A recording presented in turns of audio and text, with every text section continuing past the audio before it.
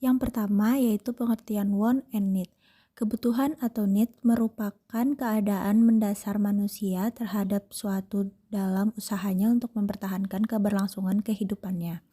Kebutuhan harus dipenuhi dan jika tidak dipenuhi akan berpengaruh terhadap keberlangsungan hidupnya. Contohnya kebutuhan udara, air, sandang, dan papan.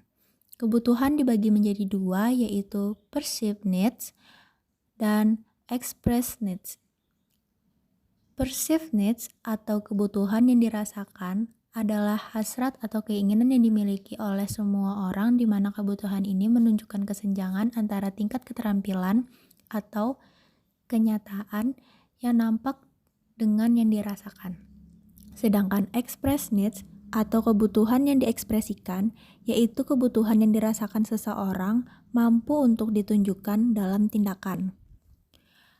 Sedangkan wants atau keinginan adalah barang atau pelayanan yang diinginkan pasien karena dianggap terbaik bagi mereka. Misalnya, obat yang bekerja cepat.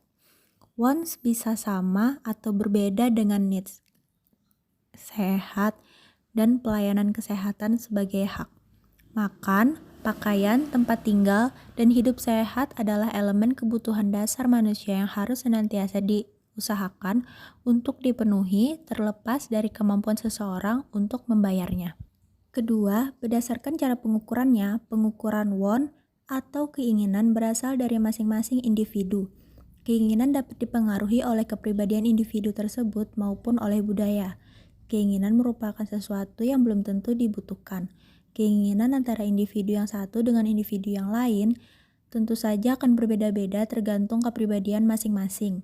Keinginan tersebut bisa berubah kapan saja sehingga tidak ada cara khusus untuk mengukur want karena sifatnya yang abstrak.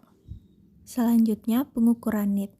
Need dapat diukur dengan metode analisis kebutuhan atau need assessment melalui beberapa cara seperti independent interview, observasi, focus group diskusi atau FGD dengan menggunakan kuesioner sebagai instrumen dalam menggali informasi kebutuhan individu maupun organisasi.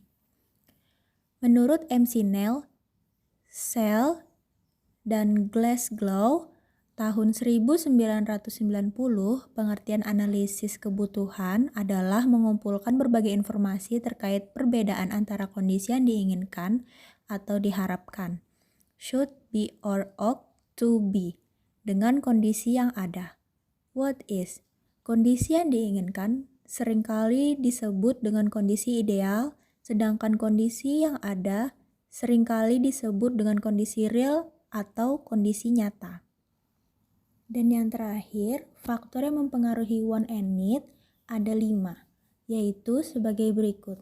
Pertama, keadaan alam. Kondisi alam yang berbeda membuat manusia membutuhkan berbagai barang yang sesuai dengan keadaan alam tempat tinggalnya. Yang kedua, yaitu adat istiadat. Adat atau tradisi yang berlaku di masyarakat sangat mempengaruhi kebutuhan masyarakat.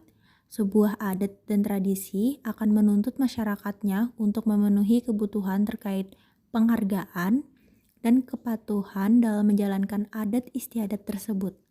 Yang ketiga, yaitu tingkat peradaban dan teknologi. Semakin tinggi peradaban masyarakat yang didukung pula dengan kecanggihan teknologi, maka semakin banyak pula kebutuhan dan semakin tinggi pula kualitas barang yang dibutuhkan. Manusia akan berusaha memenuhi kebutuhan agar mencapai kemakmuran. Keempat, yaitu pendidikan.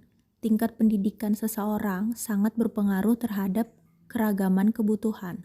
Biasanya, tingkat pendidikan akan berbanding lurus dengan tingkat pendapatan yang juga akan berbanding lurus dengan tingkat kebutuhan.